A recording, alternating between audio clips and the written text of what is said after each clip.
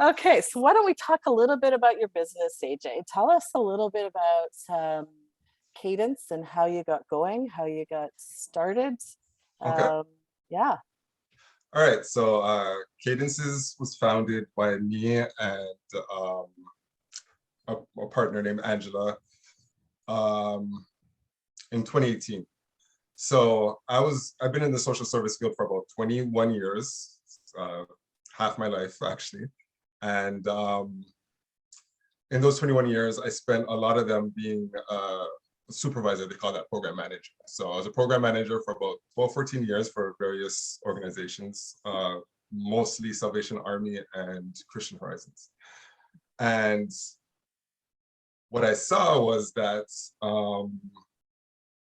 staffing agencies needed a lot of work. They could do better. So there was a couple of things that happened that made me say, you know what, I'm gonna go out on my own and start my own business. So I remember one time, so there was a group home that I was managing, and it was two townhouses, and they were right beside each other. And I remember having a team meeting, and I remember having all the staff at one area of the house, and then at the other side of the house, right next door, was where all the residents where they lived. And I had an agency staff watch over them while we have a team meeting. So now I'm having my team meeting, and I'm looking out the window, and as I'm looking out the window, I see one of the residents walk out on the street, and he has very limited safety awareness in the community, right? So he doesn't understand about like crossing the streets or anything like that. He has very limited awareness. So I'm sitting there and I'm watching, and I'm like, okay, well, the staff is going to go up. So I'm waiting for the staff, and I'm like, okay, I don't see the staff, and now he's about to cross the street.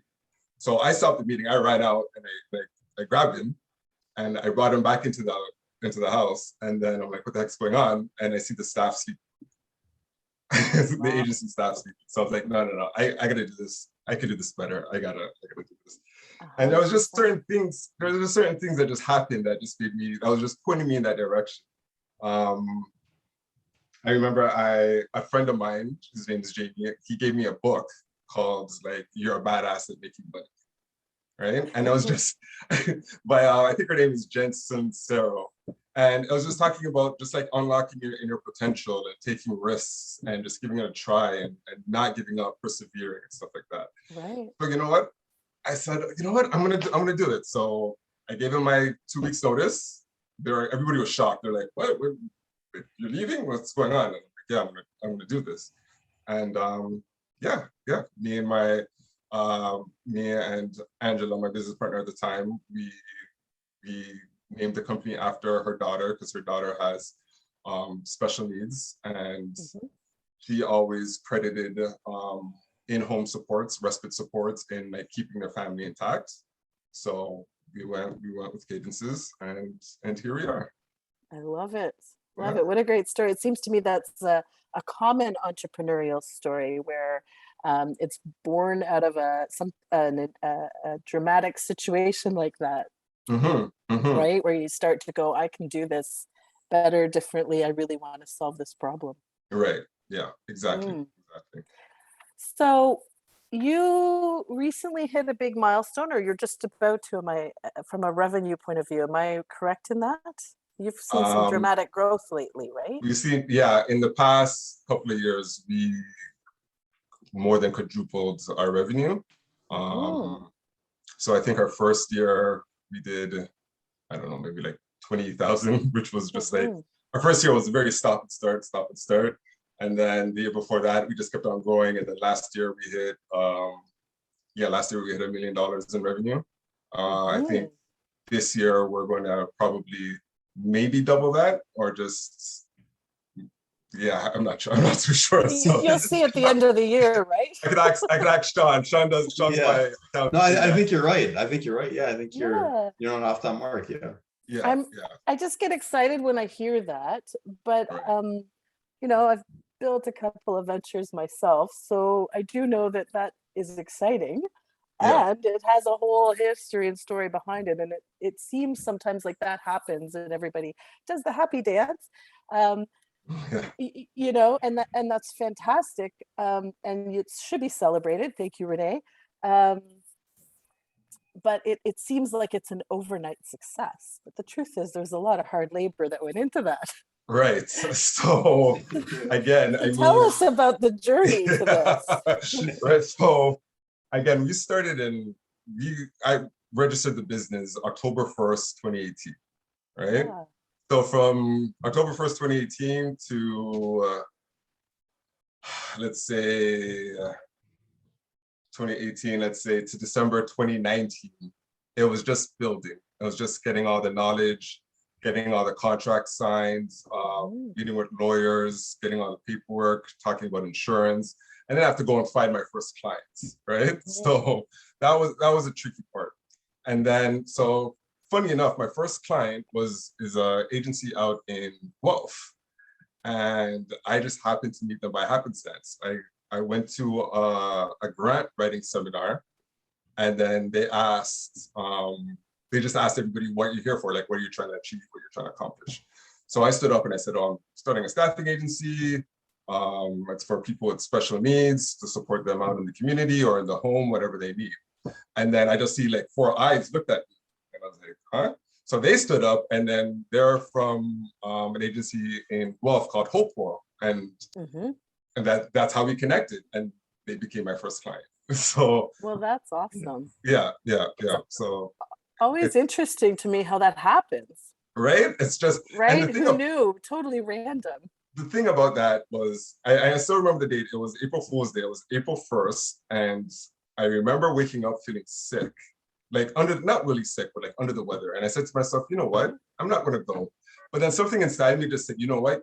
Just go. Just you're not really that sick. Just push it. This is before COVID, right? So just go. Just push yourself. So you know what? I did, and look at that, right? So it's amazing. I'm glad that I took that opportunity.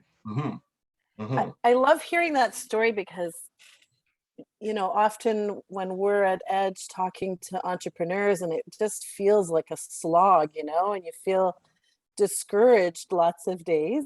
I know I've been there myself.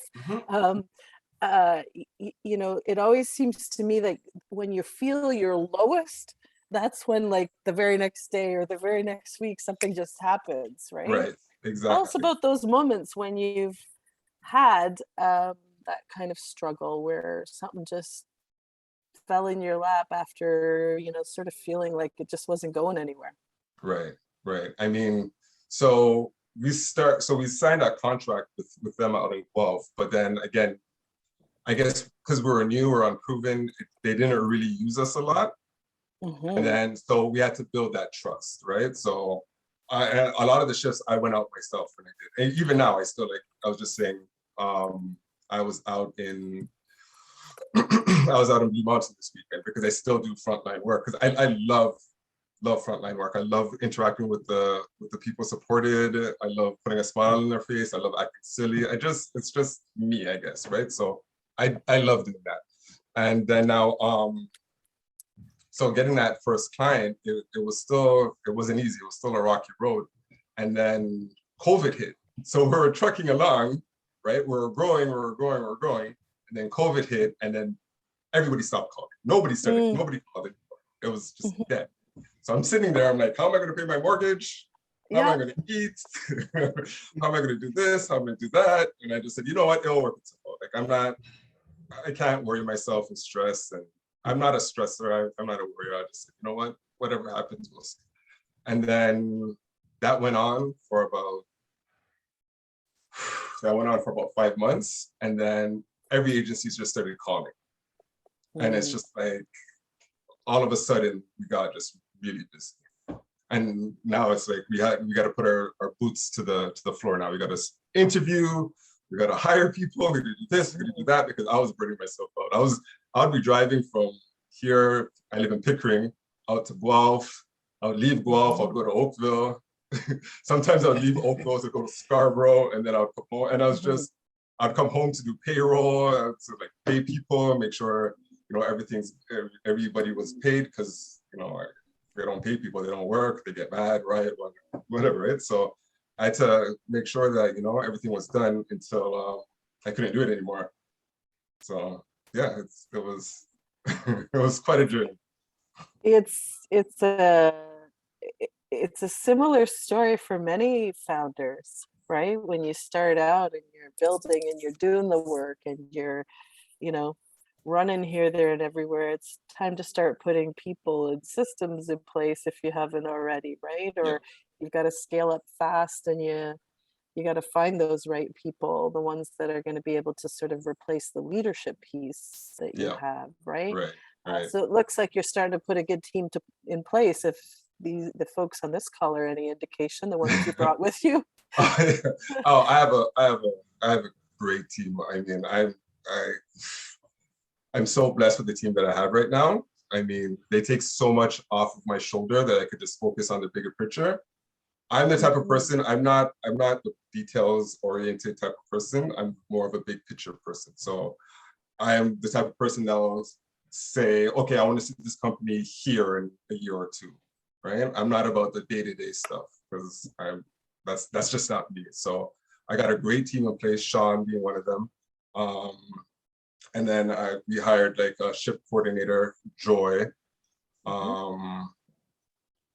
Joy was another one. She does it like our shift schedule, like shift coordinating and all that stuff. And she has just taken such a leadership role in the organization that I would be lost without her. So I'm just blessed to have the team that I have. And then I hired a couple of people to do interviews and to do hiring.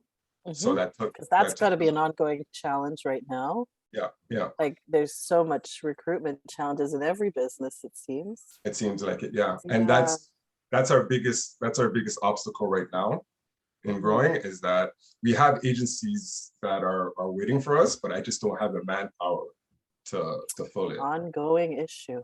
Right. So for sure. So I tried to be a little bit creative in that,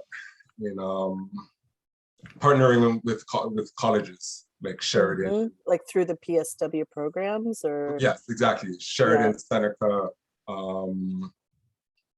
Centennial, like just the local colleges around the area. But Sheridan's the best, of course, right? Hey, Sheridan brought me here, so right. So why would you go anywhere else? We've got the students right there for you. I know it's with Sheridan all the way. Right. So that's the biggest issue right now. Oh, sure, I'm sure. Yeah. Angela's messaging asking a question. I'd like to hear how you got traction, like your first paying customers. So you mentioned one, but you must have had to go knocking on doors a little or something, did you? Yeah, I mean, again, I've been in the field for 21 years, so I built a lot of relationships during that. My Angela herself has been in the field for 20 some odd years, so we just use our connections. We just cold call people. I said even once a month I would send out emails to organizations and just be like, hey, this is who we are, quick introduction of ourselves, this is what we do, if you need any supports, we're here for you. So you do that through email or LinkedIn or whatever? Mostly through email. So you don't call them initially? No. I just keep sending emails.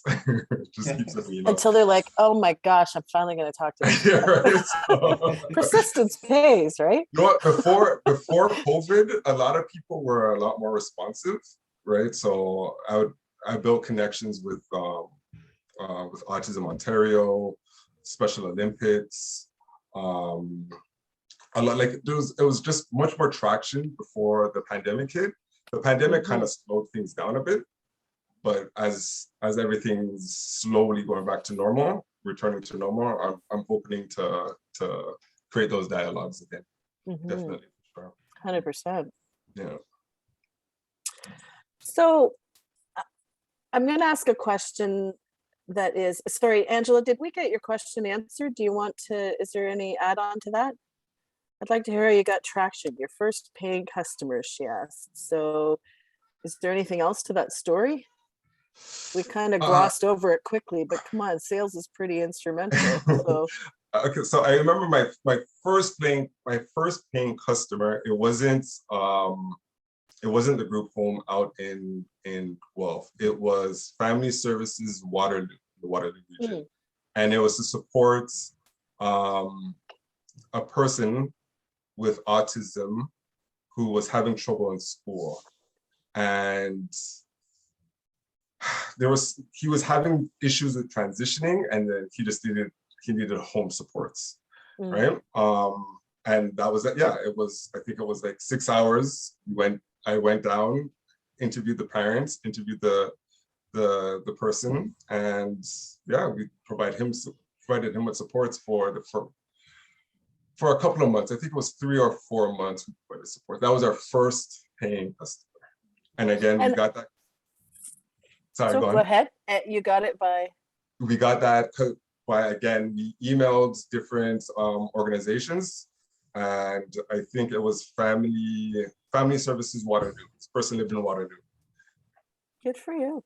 Yeah, yeah. I just want to know, what did that feel like, going to your first sales appointment?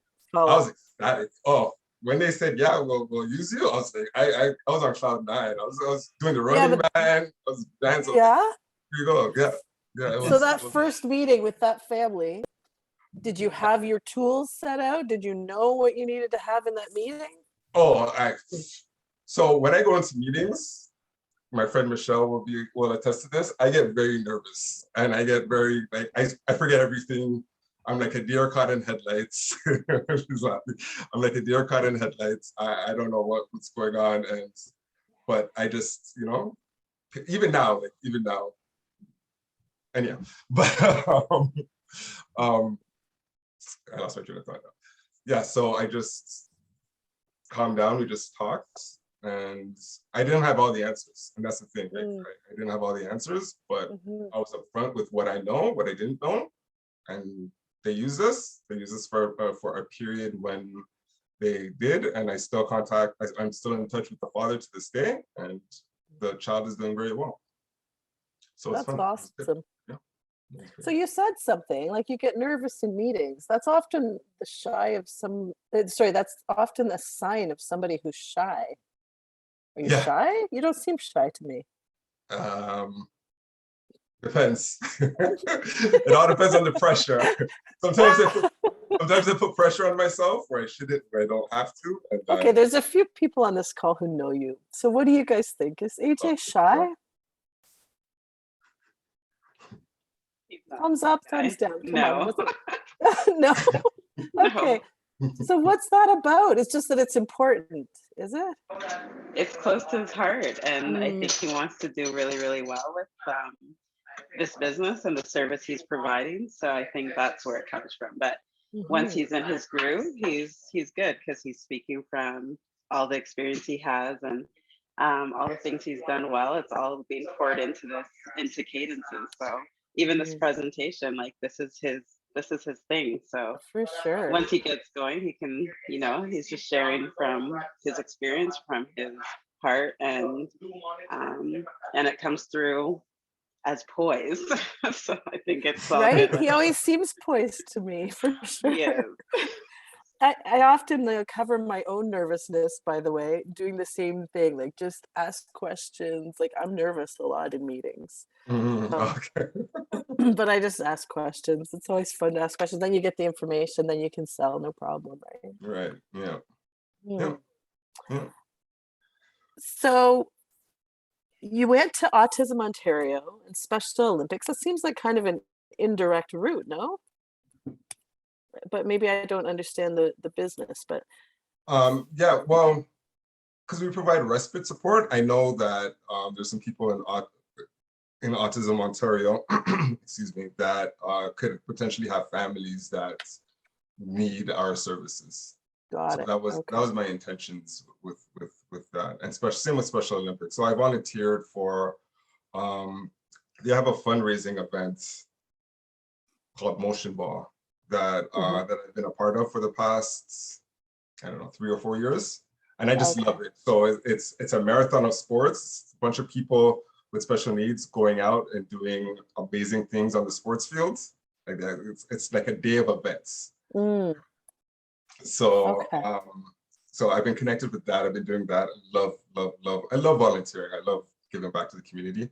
So yeah, it was just got it. I see why it made sense. Right? Okay. So, yeah, it makes sense. Sometimes I think we as entrepreneurs get sort of tunnel vision on how things should happen, but sometimes things come very very differently, right? Than Yeah. the obvious. Yeah. Mhm. Yeah. So how have you funded your business? How have you funded your growth? Because you've accelerated pretty fast. So, okay, maybe you funded at the beginning with sales, but um, So you've in the got to be beginning, hitting cash flow challenges, right? So how are you funding that? I put about 20K of my own money into the Hmm. business, just Hmm. for that, just to make sure that people get paid Right? and stuff like that. And I didn't take a salary. I didn't Got it. like withdraw money up until probably this year is when I started paying myself out of the company. I So seem to recall us having a conversation about that at one right, point. yeah, right. So Mhm. whenever I worked, whatever I got paid from working, then that I got, Mhm. that's what I got paid. If I didn't work, then I didn't get paid. And so it allowed me to build up that cash flow in the business to pay people, to make sure that people get paid. Because we have some vendors that they don't pay on time, they don't pay um yeah, they take longer to pay than others, right? So I wanted to make Right. sure my staff comes first, right? So Yeah. I want to make You sure want to that pay your staff quickly because that way exactly, they'll choose to work with you exactly, as opposed to exactly, the people who take 30 days or whatever. exactly. So I didn't take an income I didn't take money out of the company up until probably this year was the first year Hmm. that I started paying myself. So I have two questions about that, and I am going to come to your question, Angela, but I have two questions about that then. One is, and I'm asking because, of what our ventures face, our founders at Edge face. The first question is, um, it's great to say you didn't take an income, but how'd you pay for your mortgage? So no, Got a so I didn't wealthy take it. wife or something? I wish. I didn't take an income from the business, but I would get paid for the work that I did, Oh, yes. right? Okay, I see. So So you yeah, paid for the but work, but not for like you didn't take profit out of the I didn't take any company. profit out of the business, right? So again, and I would leave. There were days again where I would leave Guelph and I would go to Oakville and I would do a shift at Oakville and come home, take a shower, take a quick nap, and go back to a Scarborough location, right? So I did that Mhm. for the first like 2, 3 years to get by. Got it. Wow, Mhm. you hustled. Yeah. I feel tired. Anybody else feel tired thinking about that? Okay, I'm not the only one. Oh, but I had a second question as it related to that. So the first was, how did you eat? And then the second was, if you had been able to get funding, do you think you'd be in a different place now? If I were to Or get did you funding, even try? Yeah. um, well, well, I got a grant. That's not necessarily funding, but I'm not sure. Again, because the core problem that I'm having with scaling the company is manpower. Like Hmm. I need people, So it's right? not a money problem, it's a No, it's people not a money problem, problem. really. Yeah, Mm. exactly. Yeah, which is a Yeah, for the good type of business you're in. Yeah. right. Yeah, Mhm. which is a good problem to have, I guess. But I just don't want it. I don't like problems to drag out, right? So to me, Yeah. I feel Well, it like starts to become a reputational risk, right? If you have to tell clients, sorry, I can't, we don't have the people, right, and you have to say that too many times, eventually they're just going to stop coming to you, right? exactly. And Mhm. I actually had to turn away a few families for respite because I didn't have the people. And Mhm. that like breaks my heart because Yeah. I know there's parents, I know usually it's a single mother that has this child and she's tired. Like you asked if anybody else is tired, but there's some mothers out there that do this 24/7 and they don't get paid for it. Right. Mm. So that thinking about that breaks my heart, knowing So you that really care about your clients you care about your clients at a deep level. yeah, I do. I think I do. I do. Yeah. I mean, I've been doing this for again 20 some odd years. Um, I still talk. I went to high school. Sorry, not high school. I went to university out in Hamilton, and that was 20 odd years ago. And I still have contact with some of the residents from Hamilton back in the day that I used to work with. So yeah, I form a special bond with these guys. So Definitely. Angela was asking, do you work with any physically impaired? And Angela, you can unmute and ask this yourself if you want. But she is saying, do you work with any physically impaired clients who are otherwise able? Like stroke, spinal cord, etc. Not at the moment. That could be something that we could look into in the future. But right now, we're mostly focusing on people with developmental disability. Oh, okay. No, apologies. Okay. Yeah. So I do want to come back to them. Oh, sorry, I'm going to let Crystal in, who's just coming in a second.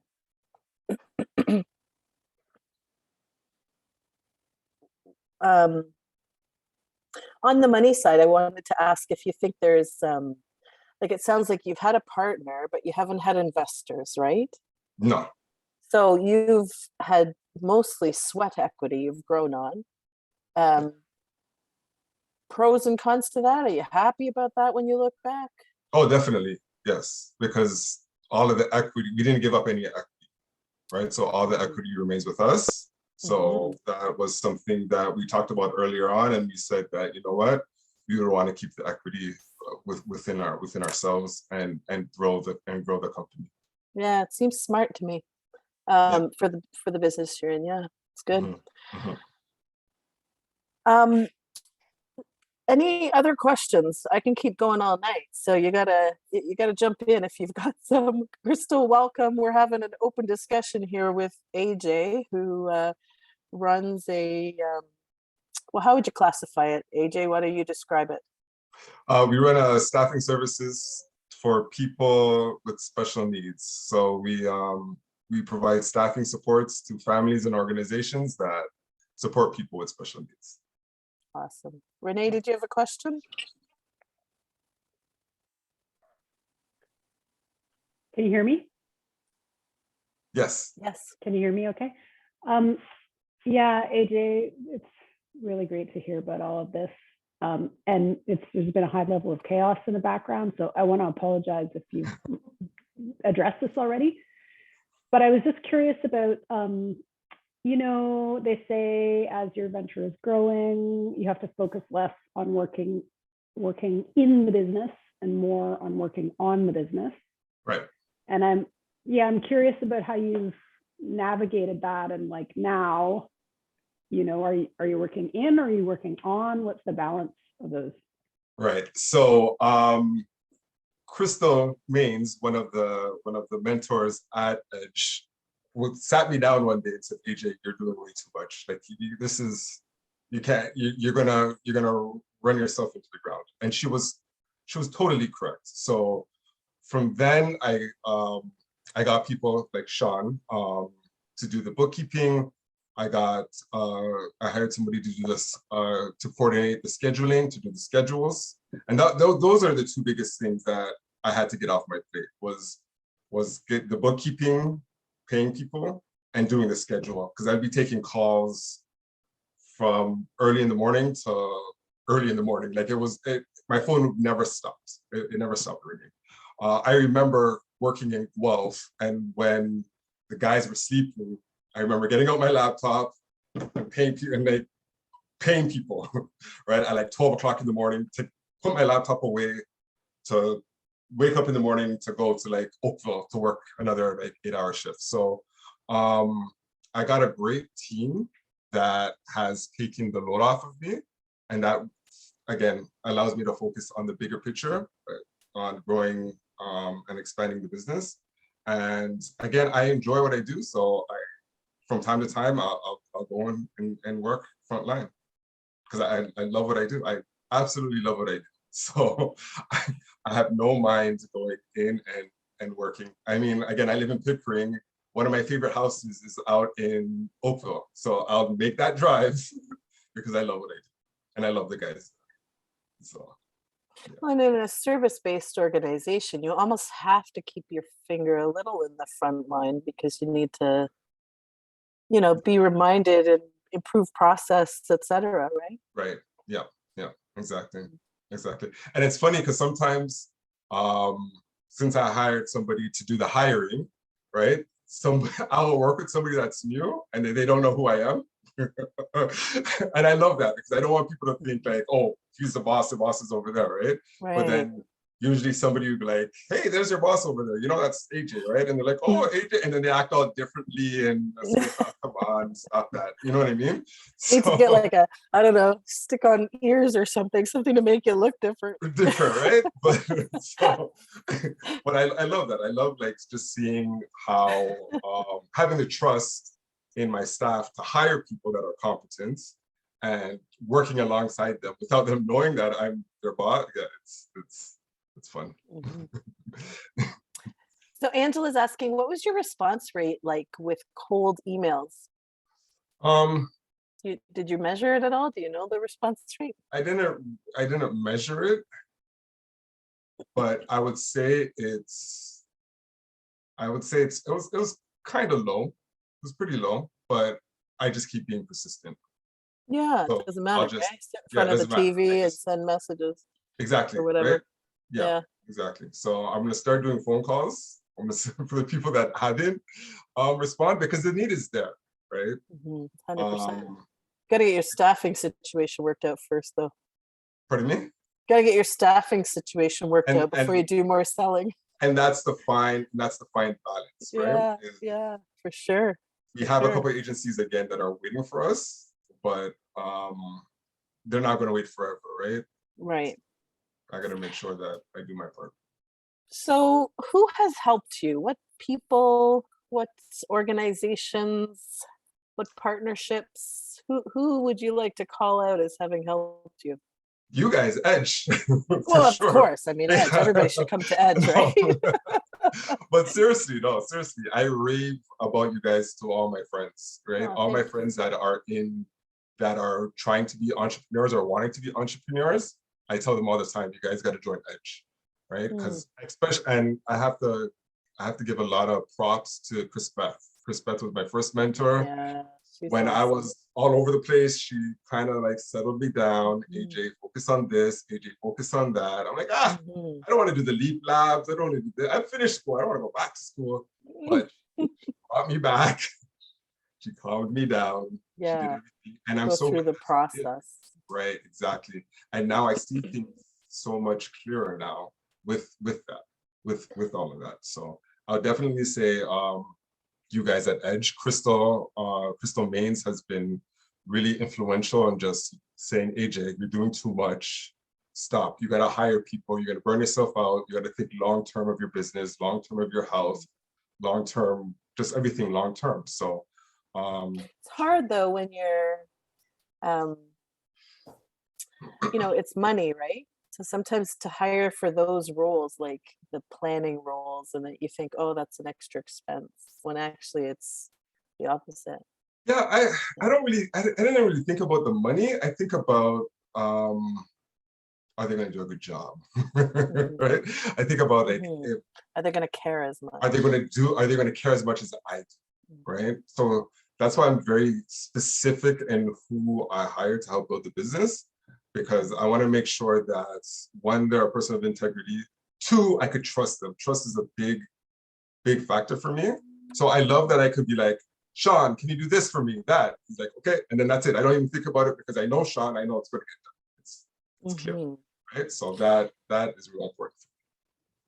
So I want to circle back because I kind of interrupted the thought. I asked you, was there anybody who has helped you that you'd like to call out and recognize? So Edge, and then we took the credit and then I interrupted you. So who else would you like to call out? Well, there's Edge. Have you had mentors or like outside of Edge that? There's this guy that I used to work with. He used to be the executive director of Christian Horizons. His name is Paul Burston. Now, Paul Burston, he's just a guy that I just admire so much because he's all about the people. He got a van, loaded up with supplies, got a van in Ontario, loaded up with supplies, drove to Guatemala, and then gave them the supplies and left the van there and then took an airplane home. Like, it's just insane. So he's all heart. Huh? All heart, yeah.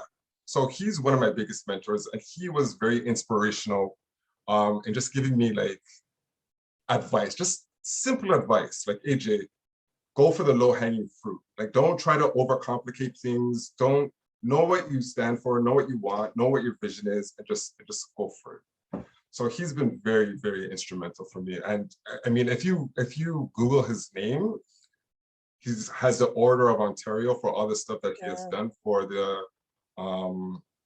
First Nations community. And I mean, I don't know him personally, but I know his reputation. Yeah. Oh, okay. Right. So I used to go up to Mishamagogamang, which is 28-hour drive up north, like 28 hours and you're still in Ontario. I couldn't believe it the first time I went up there. But yeah, he took me up there to spend a week with First Nations, the First Nations community, and I just loved it. And I just see the passion. Like he's in his late 60s to probably 70s, and he still goes.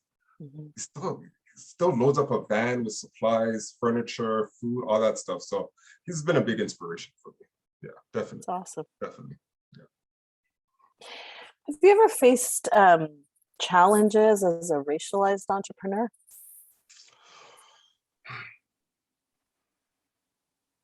You know what? I don't think so. I'm not sure. I probably have, but I probably didn't notice it. Yeah, but I'm not too sure. I'm not too sure, to be honest with you. I mean, working in the field, I've seen people in their racist remarks. Heard people like my old superiors. I've heard some people say some stuff, and I'm like, right? But on this journey, I'm not too sure. I would. Yeah, I'm not too sure.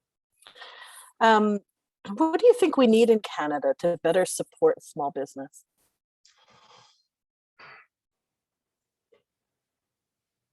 That's a tough question. I told you I was going to ask it.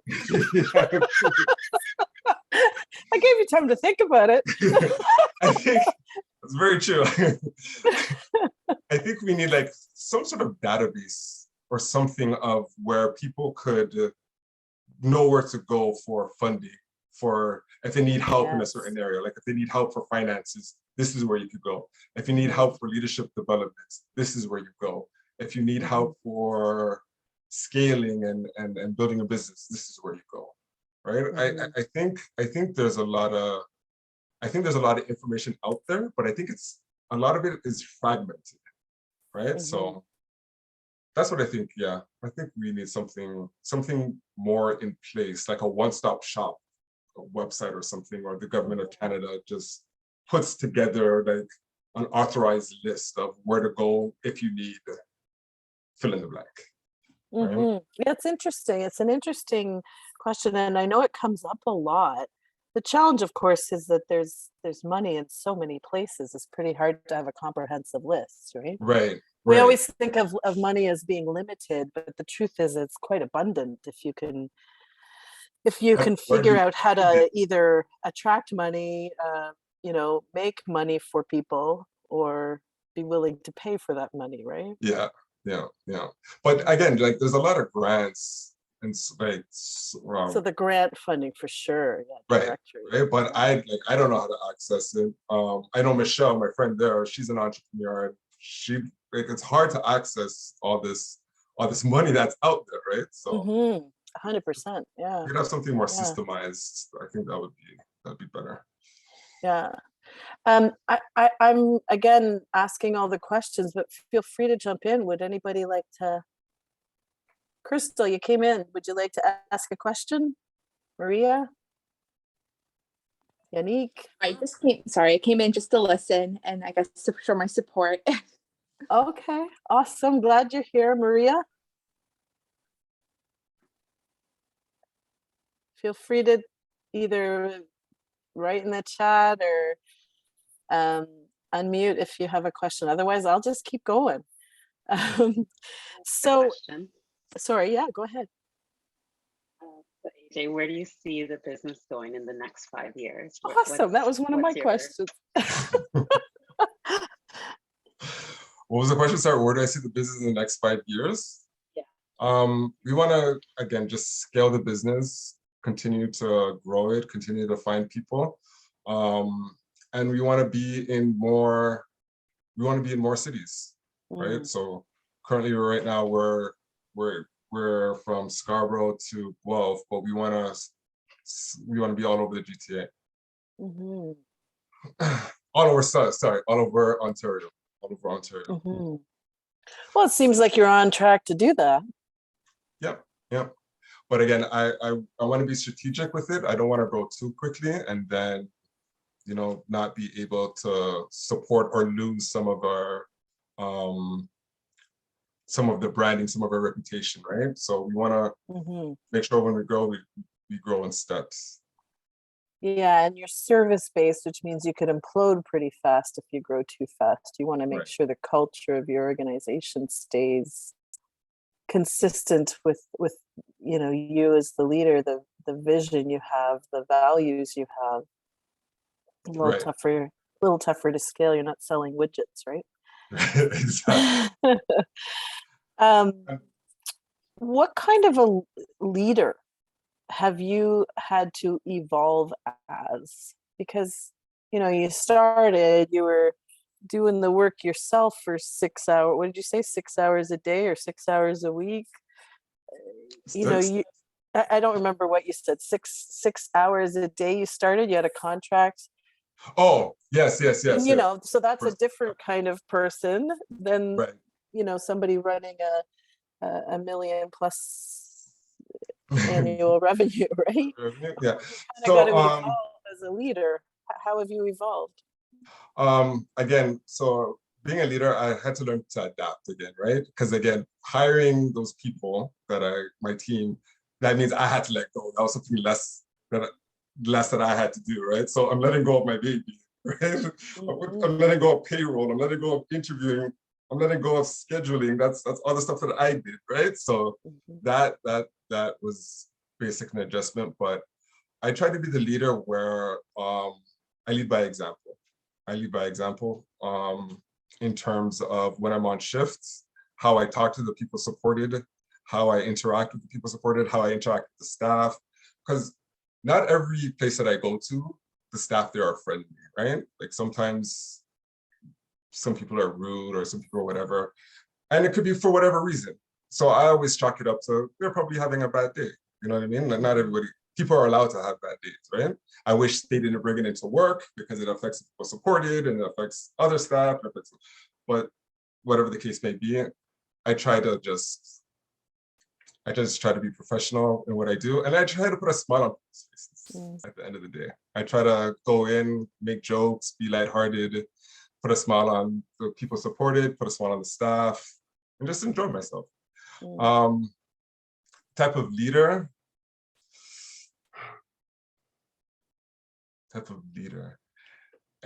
I try to be like a servant leader, I guess. I wouldn't ask a staff to do something that I wouldn't ask a staff. I try to, each house that we get a contract with, I try to work in that house just to know what it's like in case they need me to go into there. So in the past 2 years, I've been into over 20 homes. Wow. And I've seen over 20 families probably, right? Wow. So whenever I ask somebody to do something, it's because I would do it myself. I would never ask somebody to do something that I wouldn't do myself. That's awesome. Yeah. Michelle, what have you always wanted to ask him that you haven't been able to? This is your chance. Oh, you're muted. Everything. There's nothing I can't ask. So I'm trying to think, what can I ask to get him going here? But that's my sister, Michelle. Oh, okay. Oh, well, she's not afraid to ask. No, not at all. Maybe what's your favorite part of your business, like of your job within the business? My favorite part of working in the business is just that I so many things. Well, a couple of things come to my mind. One, because I'm a big picture person, I always think about how we could do this, how we can make it better. What can we do to help people support it? When I was working as a manager, one thing that I did every year was I took the guys to Florida. right? As you probably know, as you probably remember, I would take the guys to Florida because people support and need a vacation, right? As you said before, I just got back from Blue Mountain, right, where we took a residence there because everybody needs a vacation. So I'm always thinking about, like, since I'm the owner of this, it's a staffing services, how can we incorporate going on trips with the guys? So, but yeah, I like that's that. that's something I haven't figured out yet, but that's something that I'm still working on. That was something I was talking to James, who's with Shauna, working over the weekend. Like, how could we plan a trip, take these guys to Florida? Because when I worked as a manager, I had very high behavioral guys, right? They were very volatile. And when we took them to Florida, they were like completely different people. We had a pool, we had barbecue, Disney worlds, like they loved it. So I was thinking about what I could do next. It's awesome. Yeah. I like it. Yeah. If you were sitting down one-to-one with somebody thinking to start a business, what are the 3 things you'd tell them they need to get going? 3 things if they're starting a business, what they need to write a business plan. Just 3 pieces of advice, or yeah. Write a business plan. Know your why. Know your why. Why do you want to do this? Your why would drive everything else. I would say have a business plan, know your why, and be persistent. Like just keep going. So talk about that persistence thing. Like, just keep going, you say. Just keep going. There's again, so when we were growing in 2019, 2020, we were growing. We didn't like shoot up or anything, but we were steadily growing. Then the pandemic hit and there was nothing for 6 months. I didn't get a call, I didn't get an email, I didn't get anything for 6 months. Wow. Right. So from February to September, I think we lost like 80% of our hours that we were doing. And we weren't doing that much hours in the beginning anyways, right? And then if I were to give it up, you know what I mean? Like that took about 6 months. If I given up 5 months, I wouldn't be having this conversation with you right now. If I'd given up 4 months, we definitely wouldn't be having this conversation, right? So I tell people all the time, like it doesn't happen overnight. You gotta just keep going and keep pushing and keep pushing and keep pushing, right? And that's what we did. And then the phone went off the hook September, and then it's been increasing ever since. It is interesting to me that, you know, in the incubator space, there's a lot of entrepreneurs. And then outside of the incubator space where business, like once they're launched, exist, there's one common theme, and it's that, right? Really, it's not like these people are smarter. It's not like they're, you know, of course you're brilliant, but you know, it's not, most business owners are really just the average person, right? And yet the only difference is that they just stuck with it. Right. Yeah. That's and I tell people that all the time. Just stick with it. Me personally, I'm not the smartest guy. I'm not the sharpest knife in the drawer. I don't pretend to be. I don't try to pretend to be somebody that I'm not. I just stay in my lane and keep being persistent. And another thing that I would tell people is make sure you use your networks. Networking is so important in whatever business that you want to do, right? I wouldn't be where I'm at if it wasn't for my networking. So talk about that a little bit, because I'll tell you, in all the surveys that we do at Edge, that comes up over and over. I need to build my network. But I mean, we all have networks already. So what do you mean when you say leverage your network? Because what if you're in a business, well, you were in a business that, you know, you stayed in the same industry anyway, that you had started your career in, but what if you're doing something a little bit different? What does it mean to leverage your network? what's the rule? There's like 6 degrees of separation. Somebody always knows somebody who knows somebody that's doing what you want to do, right? So just keep that in mind, and just don't be shy. Have conversations. Pardon me? Have conversations. Yes. Go on, there's an app called Meetup. Go on Meetup, highlight the area that you want to learn, and network with those people. Go to those events and network with those people, right? I mean, again, my first big clients, I met them at a grant writing workshop, right? It's your network. Your network will determine your network. Yeah. I'm a firm believer in that. I'm a firm believer in that. It always amazes me if you use LinkedIn and you know, whether you're just using the free version or the advanced version, it always amazes me that if I think, oh, I'd like to do business with such and such a person, and you go there and you look at the contact you want to talk to, very often there's somebody who's either directly or indirectly connected to you. Exactly. Right? Yep. So you just got to be having the courage to pick up the phone. Yep. And if you aren't, then you could always reach out through LinkedIn and ask, right? Right, exactly. Exactly. You gotta kind of have to have thick skin. Like you can't be scared of the word no. Right? So, and usually people don't say no. People are usually very helpful. But we have that internal fear of saying, you know what, I don't want to waste that person's time. I don't want to ask them, but no, ask that question. Because more often than not, people are out there and they're willing to help. They're willing to help. So, yeah. Renee, glad you joined us.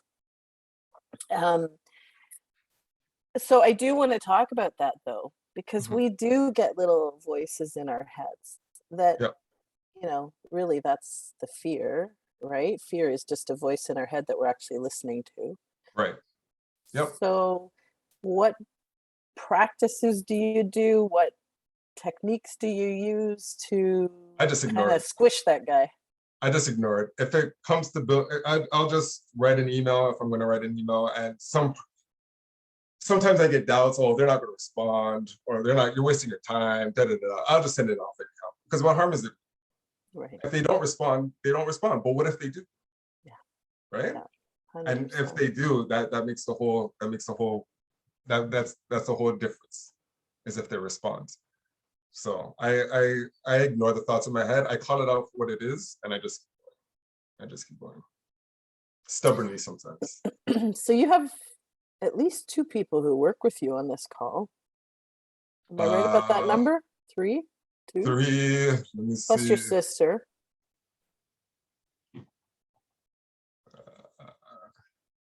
Yeah.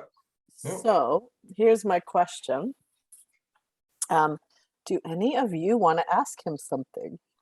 Especially the staff. Shauna, come on, take it away. What have you been dying to ask AJ? Ask him something really embarrassing. Oh, geez, really embarrassing. I didn't know we could. I was trying to be professional. Oh, okay. Professional. Maybe not that embarrassing. No, I don't really have any. AJ's always been really good at answering any question at any time, whenever you're with him or not even with him. He's always, like he said, he's a workaholic. So he's always at his phone. You got to message him or call him for anything. And the advice he's giving here is the same advice he gives us in person. He's just a really great all around personable guy to be around and to get advice from, for sure. Anybody else? Sean? Yeah, to piggyback what Shauna said, like I always tell AJ, it's like through his humility and his integrity, it makes it very easy to want to support his vision, because he's so honest and authentic that it makes you want to just follow him and just kind of like support what he wants to do. And it's been a blessing for me from my side to work for AJ. And I hope we can all keep growing together, because I love his energy. And since I met him, we met at basketball like years ago. We've always been connected, and it just it makes life so much easier and effortless to just be able to focus on work. Yeah. And there's absolutely like to be in work environments where there's zero drama, it's refreshing, you know. So I just want to take this opportunity to thank AJ for like, you know, it's been great, and I hope we just keep going together. It's awesome. Thank you, thank you, thank you. So for new entrepreneurs who might listen to this later, because as you know, this does go up on our YouTube channel. I want to know, what's the morning routine that gets you ready for being the strong leader you are? The morning routine? Didn't tell you I was going to ask that question. No. Morning routine. And you get up and meditate for an hour, you know? No. You're not roll out of bed and go to work. I roll out of bed. Yeah. I'm not a morning person at all, to be honest. I'll stay up all night, but I'm not a morning person. When I do get up though, I make sure I try to eat something and try to think about the day. I try to write down a to-do list and just go by it. Like I live by my to-do list. I carry it with me. I carry that in my laptop with me wherever I go. And I create a to-do list and I just cross things out. I just keep going. It's always, you hear about these entrepreneurs, you ask them what their morning routine is, and you get a wide range of people. But that is the one thing, that consistent to-do list. Hey, I want to be that person that wakes up in the morning, that goes for a jog or I know, goes out in the me morning too. and just today, yeah. No, that's not me. That's not Well, me. so you must be just a natural born optimist. You don't have to work at it. Yes, I think I honestly, I think so. Like yeah, I very rarely think about the negative. I just always think about the positive and just keep going. Right? Because if the negative happens, it happens. Like, I'll move past it. I'll go forward. Right? But if I'm not optimistic, then I would never know. So you're now over $1 million in revenue. If there's something that you wish you'd done earlier to get ready for this growth, what would that be? I would have made a connection with the schools earlier. I would have made to prepare the staffing situation. Yeah, correct. I would do what I'm doing now, which is partnering with Sheridan, Seneca, Centennial, Mohawk. Only Sheridan. Yeah, Sheridan. Sheridan. I would have done that earlier. Get the staffing situation. Get the new young hungry students that are game changers and want to just go out there and change the world and help people. I would have brought them on board a lot quicker. Get the passionate young folks. Yeah. Definitely. Well, you're doing it now, so that's a good thing, right? Thank you. What about on the ops side, on the systems and processes and technology side? Is there anything you would have done differently, or did you already prepare for this scale of growth? So I want to say marketing, but then again, I wouldn't have the manpower. You know what? I would probably given off the stuff that I was doing earlier. Like again, my mentor Christelle, she was the one that like pounded in my head, like, AJ, you're doing too much, you're doing too much. And when she was saying that, I'd already done too much. Like I was burnt, I was miserable, I was tired. I started to lose the joy about running this business. But once I've handed off the payroll again to Sean, handed off hiring to Keisha and Erin, and the shift coordinating to Joy. Once I've relieved myself of the day-to-day stuff, it just allowed me to look at the company again with new lens, with a new clear vision, and see where I want to take it.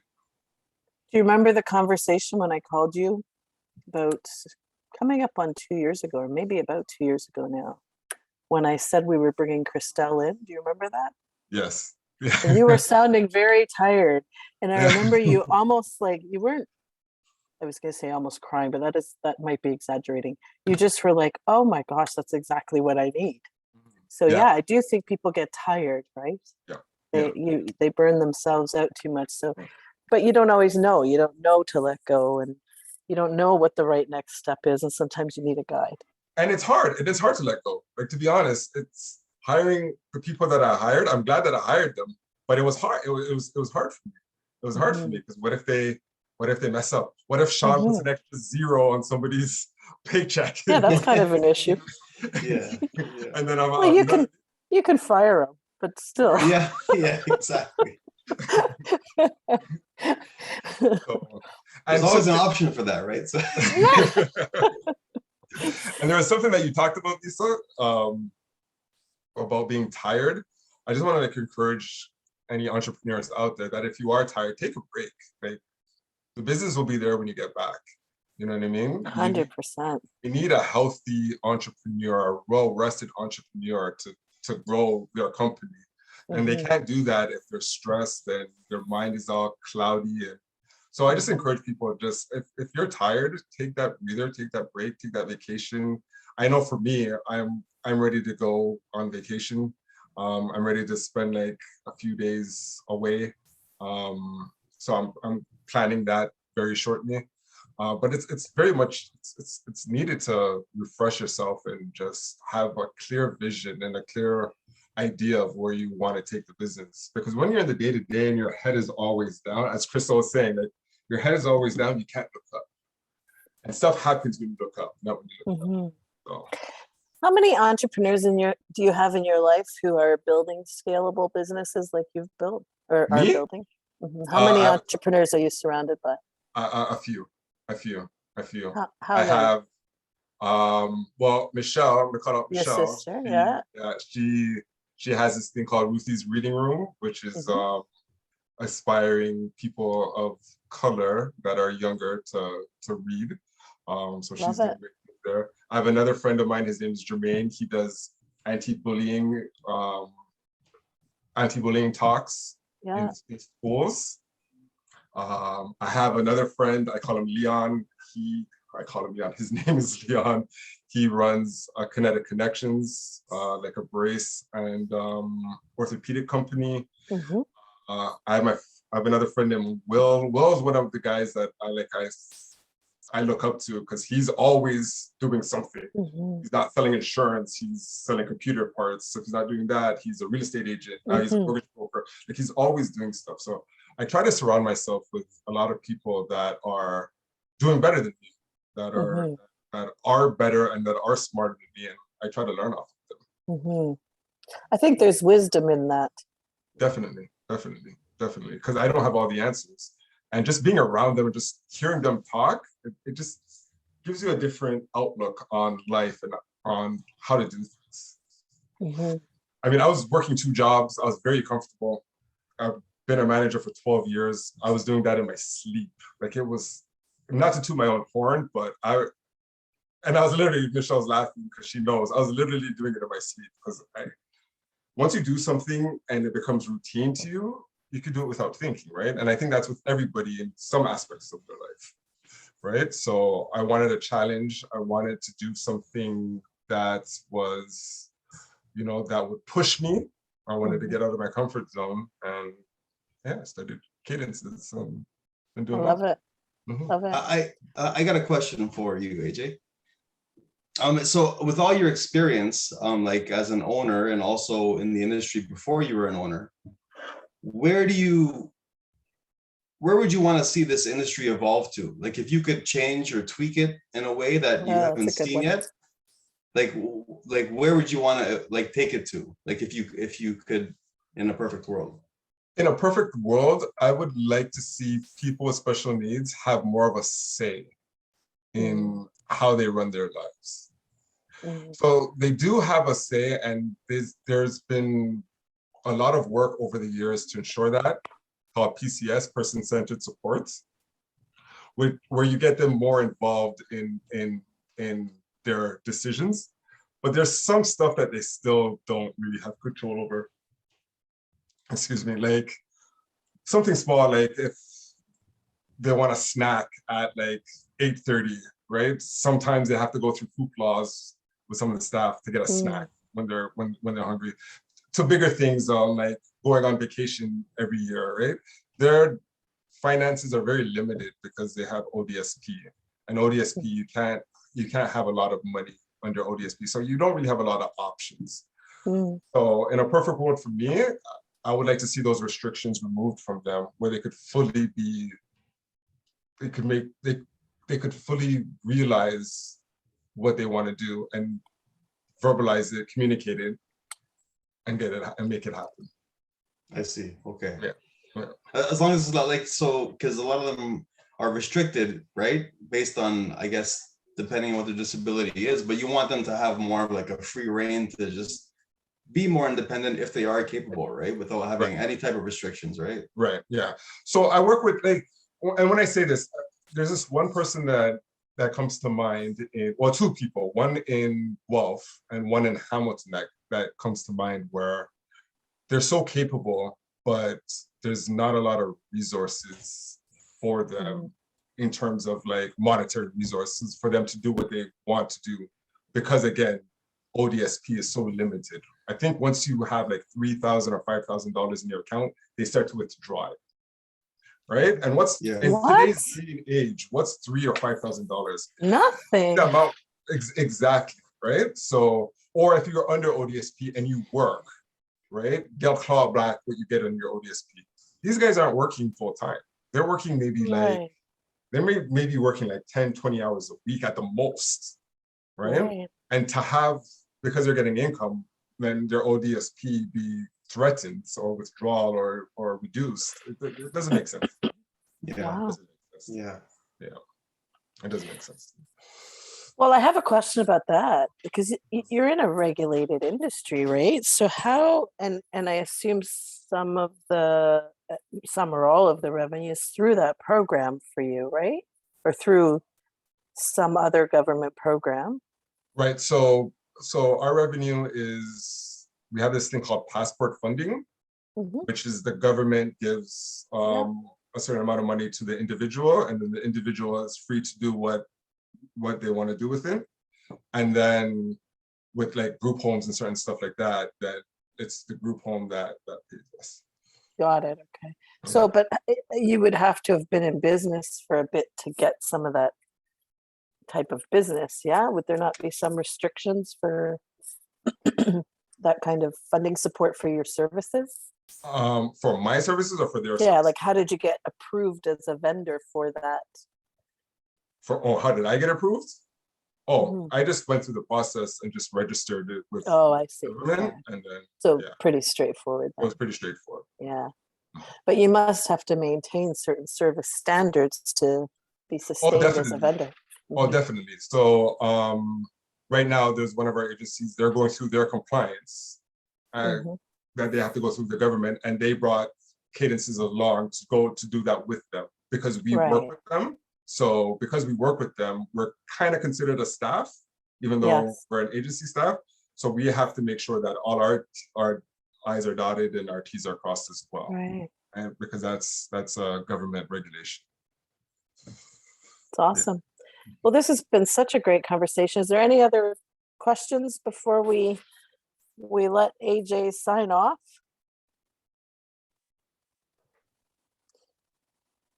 All right, then here's what I suggest. I want to know, is there, if somebody wanted to talk to you personally, are you open to that? Of course, yes. They might have to persist. They might have to send multiple emails. No, I'm just joking. I could put my contact information somewhere. That would be awesome. Yeah, no problem, Yannick. Glad you were here. Yannick. So yeah, if you can put your contact information in the chat, that would be great. But you're open to that if an entrepreneur wanted Definitely. to chat with you about their particular situation, that Yes, would be great. definitely. 100%. AJ Rainford at cadencestaffing.ca. No J, just A Rainford. Oh, A Rainford, sorry, yes. Yeah. Awesome. Thank you, Unique. Oh, nice. That's awesome. So you two know each other. That's great. I worked with So Unique. glad you were Unique here. Yeah. No, I worked with Unique at the shelter. So I used to work at the shelter as well. And yeah, Unique's great. That's awesome. Tasty, which is great. So thank you. Really appreciate your time tonight, AJ. Always love talking to you. And I know there's going to be people who discover this on YouTube and are going to be pretty happy about it. And we'll be circulating it within the Edge community.